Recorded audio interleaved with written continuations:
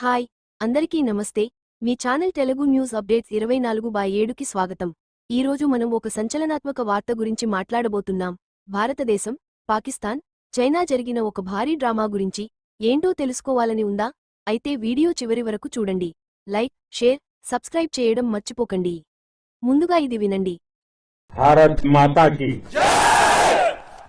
భారత్ మాతాకి భారత్ మాతాకి.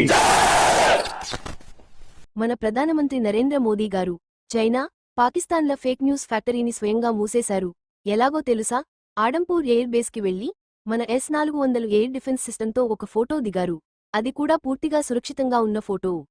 ఇదంతా ఎందుకు అంటే, పాకిస్తాన్ యొక్క DGISPR lieutenant general Ahmed Sharif Chaudhry మన S-400ని తాము ధ్వంసం చేశామని పెద్దగా చెప్పుకున్నారు. మేము హైపర్సోనిక్ మిస్సైల్స్తో దాడి చేశాము అని గొప్పలు చెప్పారు. కానీ ఇదంతా అబద్ధం.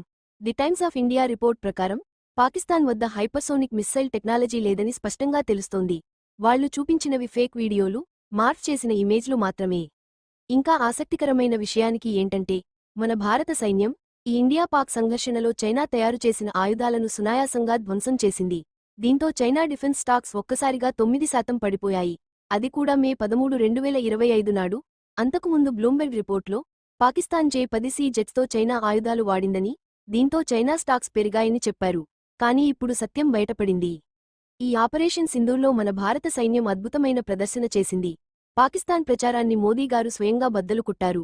ఆడంపూర్ ఎయిర్ బేస్లో S-400 సురక్షితంగా ఉందని నిరూపించారు. ఇది చూసి పాకిస్తాన్, చైనా దిగ్భ్రాంతికి గురయ్యాయి. సో ఫ్రెండ్స్, ఇది మన నరేంద్ర మోదీ గారి పవర్. ఒక్క ఫోటోతో శత్రువుల నోటిపై కుట్టినట్లు చేశారు. మీరు ఈ విషయంపై ఏమనుకుంటున్నారు? కామెంట్స్లో తప్పకుండా చెప్పండి. ఈ వీడియో నచ్చితే లైక్ చేయండి, షేర్ చేయండి, మా ఛానల్ని సబ్స్క్రైబ్ చేయండి.